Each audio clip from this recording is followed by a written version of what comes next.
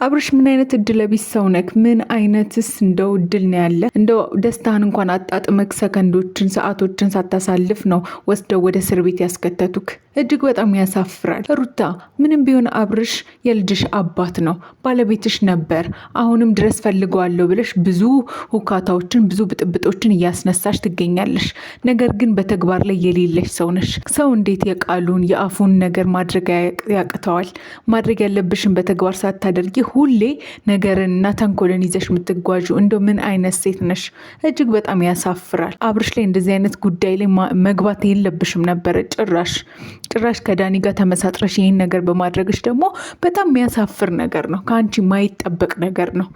ወደዋለው ባለቤቴ እንዲሆን መልሶ ፈልጋለሁ ከምትል ሴት እስርና እንግልት መመኘት ብቻ አይደለም፣ አንቺ በተግባር ነው እያሳየሽ ያለሽው። በጣም ታሳፍሪያለሽ። ሰላም፣ እንዴት ናችሁ ውድ ቤተሰቦቼ? በሀገር ውስጥም ከሀገር ውጭም ያላችሁ በያላችሁበት ሰላሙን፣ ጤናውን፣ ፍቅሩን ሁሉ ያድላችሁ። ለወጣችሁበት ስራ ከወጣችሁበት ሀገር በሰላም ይመልሳችሁ። ትታችሁ የሄዳችሁትን ቤት ሞልቶ አግኙት። ልጆቻችሁን በሰላም አግኙ። ቤተሰባችሁን በሰላም ሳይጎድሉ አግኙ። ይህ ሁሉ ምኞቴና ምርቃቴ ነው። እንዴት ናችሁልን? ለዚህ ቤተሰብ ደግሞ አዲስ ከሆናችሁ እባካችሁን ሰብስክራይብ በማድረግ እንዲሁም ደግሞ ቪዲዮን ላይክ በማድረግ ጀምሩ ላለሁኝ። እንግዲህ ዛሬ እጅግ በጣም አስደንጋጭና በጣም ሁላችንም ልባችንን የሰበረ ነገር ተፈጥሯል ማለት ነው።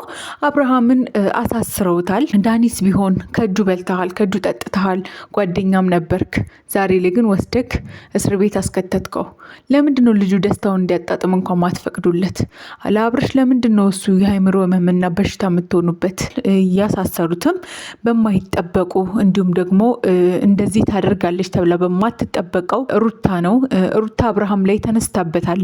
የምታደርገው ነገር የምታደርገው ድርጊት በሙሉ አብርሃምን ሊጎዳ የሚችል ነገር ነው እና ኤርሜላን እበቀላለሁ በማለት አብርሃምን እያንገላታችሁ እየጎዳችሁ እንዲሁም ደግሞ ተንኮል እያሰበችበት ትገኛለች። ከዛም አልፎ ለሌላ ጠላት አሳልፋ ሰጥታው ከዳኒ ጋር ተመሳጥራ እንግዲህ በዛሬው ዕለት አብርሃምን አሳስረዋለች ማለት ነው። ይህ መረጃ እንግዲህ ሲደርሰን እኛም እጅግ በጣም ደንግጠናል።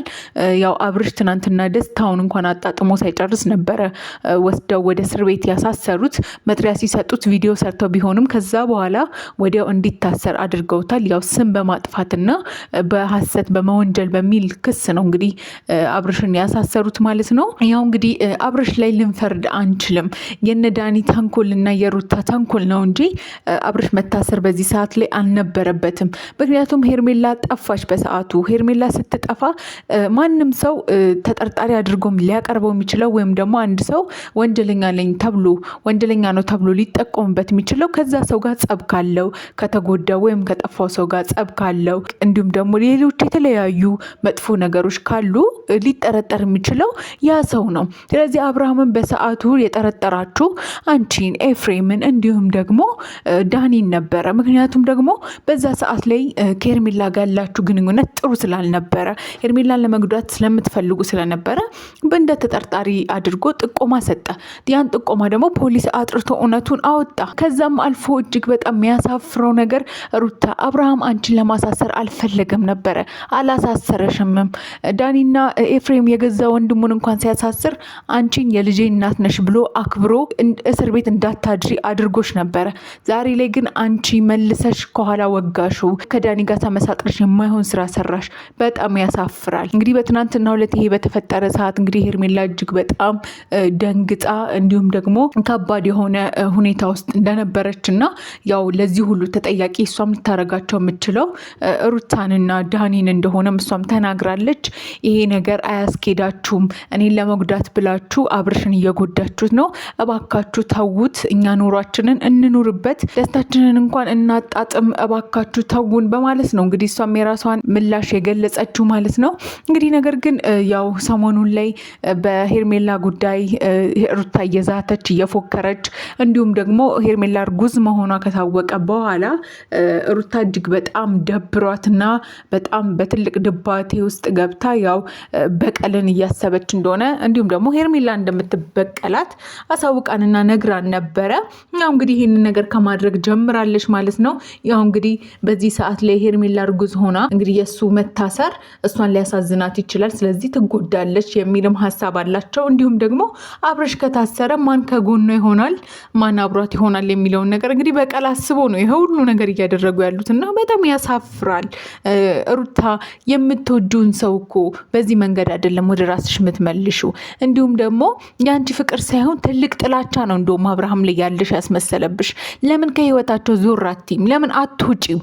ለምን ትተሻቸው ዞር አትይም? ሌላ ህይወት ለምን አትመሰርችም? ለምን እነሱ ደጅ ትደርሻለሽ? ከእነሱ ጋር ምን የሚያገናኝሽ ነገር አለ? ለምን አትታያቸውም እንዴ?